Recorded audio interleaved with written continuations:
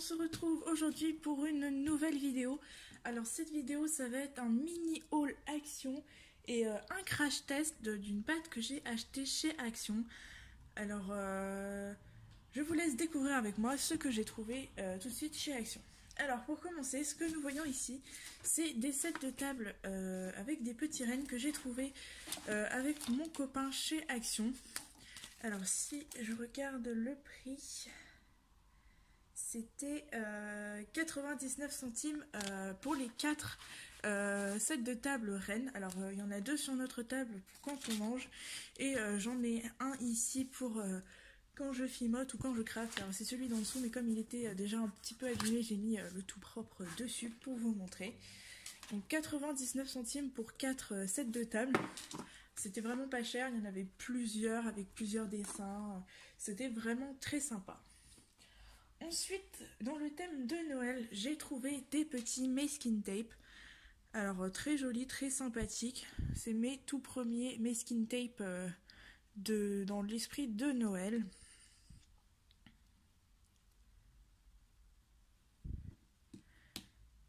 On va avoir celui-ci avec les petits sapins et celui-ci avec un effet pailleté.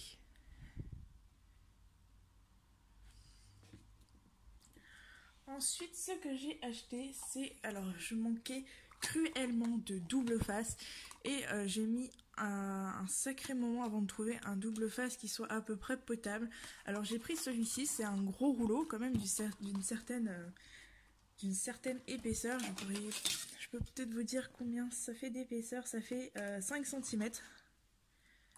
C'est ça, c'est enfin 50 mm en gros d'épaisseur. Alors je manquais cruellement de double face pour faire mes DIY et j'ai acheté 2 rouleaux. Au moins je suis sûre d'en avoir pour un bon moment parce que si je regarde celui que j'ai déjà commencé, si je le retrouve... Bon bah c'est pas très grave, en fait il est quand même assez épais, vous voyez il y a quand même assez, il y a de la marge quand même avant de l'épuiser, sachant que je les utilise quand même par petits bouts, et que celui que j'avais avant faisait ça d'épaisseur et ça me suffisait largement pendant un moment. Alors avec cela plus l'autre que j'ai pris, j'en ai quand même pour un sacré bon moment. Ensuite, j'ai acheté un paquet de lingettes, ce qui est vachement utile en fimo, en DIY, pour nettoyer mon plan de travail, mes outils, mes mains, enfin tout ce que je veux. C'est les lingettes basiques que j'ai dû acheter moins d'1 € si je me souviens bien. Enfin c'était vraiment pas cher et c'est assez utile. Ensuite, avec mon compagnon, on a été... à Action samedi et j'ai trouvé des petits tags qui sont super sympas pour les cadeaux de Noël. Alors je vais les garder pour mettre sur les cadeaux de Noël, pour mettre les prénoms derrière. Ils étaient vraiment sympas, ils étaient pas chers, ils étaient tout mignons. C'est vraiment sympathique, ça fait décoratif, ça fait fête, ça fait Noël. Moi je trouve vraiment très sympa. Alors il y en a 4 de chaque, donc 4 comme ça. 4 petits flocons de neige, 4 sapins pailletés et 4 tags pailletés comme celui-ci.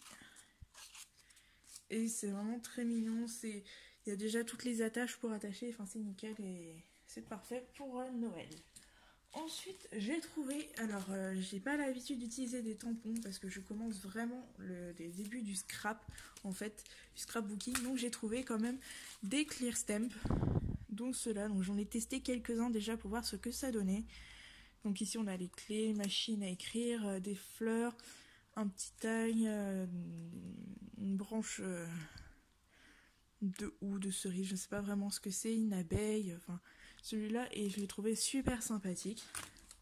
Ensuite on a celui-là avec des petits écrits: Be brave with your life, don't be afraid to be great.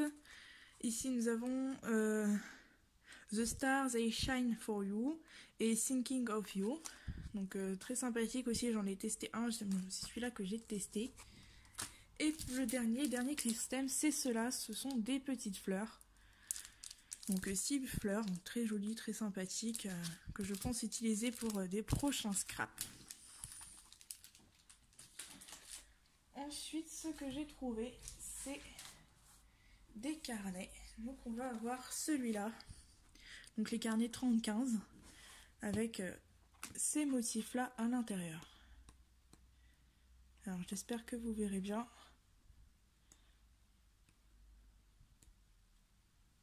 Donc ceux-là sont brillants, hein. C'est l'effet foil.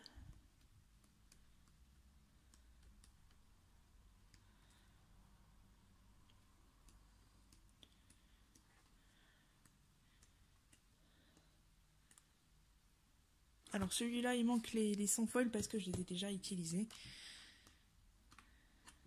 Voilà pour celui-là.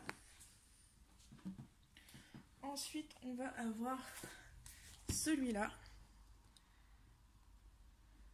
que j'ai trouvé super joli, qui était vraiment très joli, très sympathique à utiliser. Donc avec ces motifs là. Excusez-moi, petit souci de téléphone. Alors nous avons ces motifs là.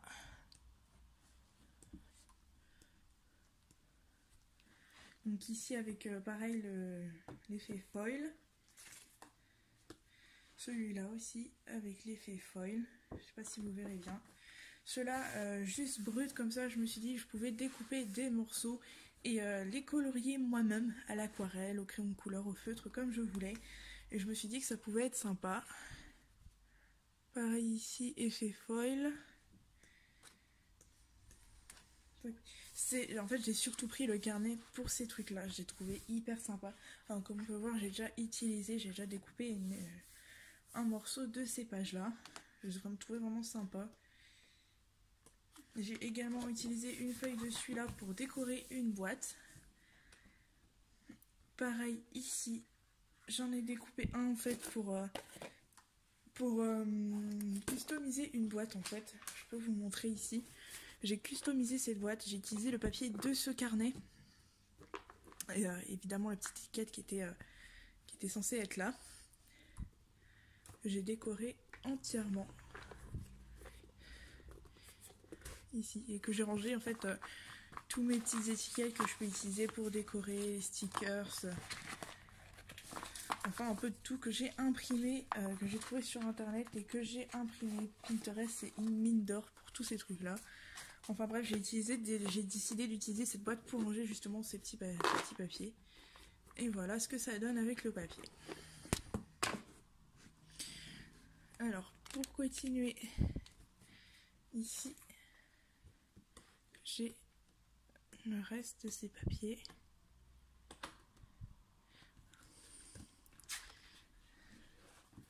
Là, ici, toujours l'effet foil. Voilà pour ce carnet. Et la dernière chose que j'ai acheté récemment à Action, c'est ceci, c'est la Home Deco Modeling Clay.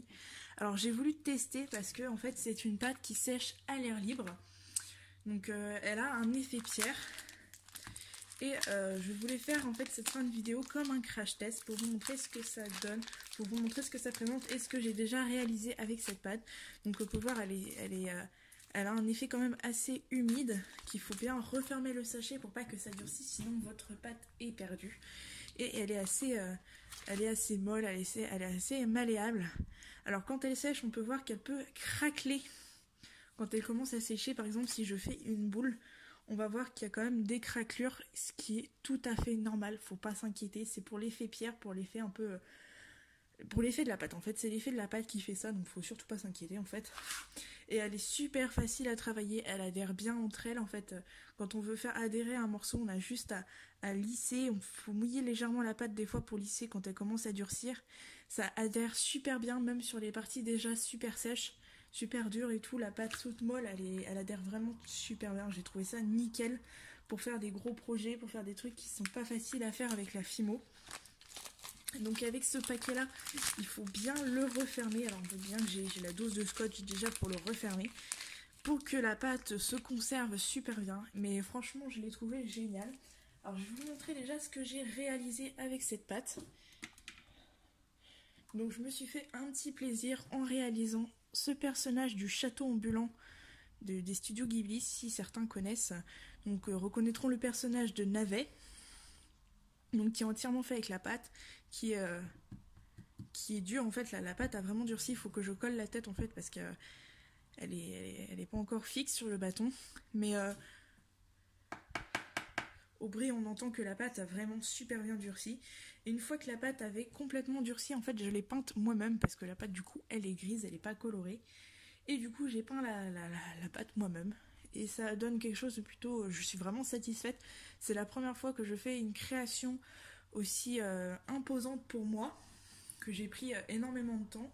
Les détails avec cette pâte sont vraiment top. Les détails comme ça de la veste que j'ai fait, j'ai trouvé ça génial. Ici j'ai fait plusieurs couches, j'ai accroché plusieurs parties. On voit que les bras, on voit plus la démarcation de là où je les ai accrochés. Ici pareil pour ce morceau-là et ce morceau-là, je les ai accrochés dans le dos. On voit pas la délimitation, c'est vraiment topissime. J'ai adoré faire ce personnage. Les mains c'est pareil, il faut juste que je les fixe avec de la colle. Mais franchement j'ai vraiment adoré utiliser cette pâte.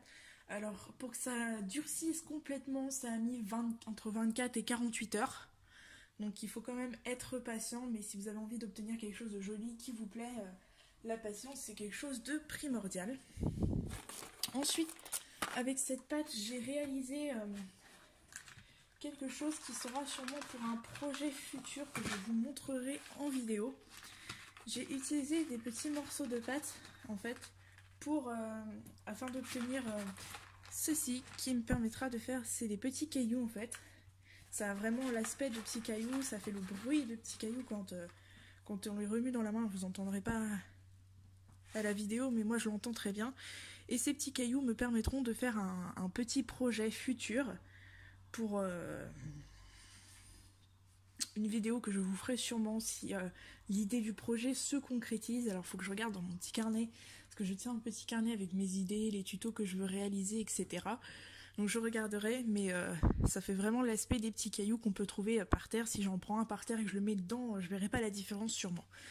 Mais cette pâte, je l'ai trouvée topissime. Faire attention justement parce que quand on la manie, elle peut durcir assez vite.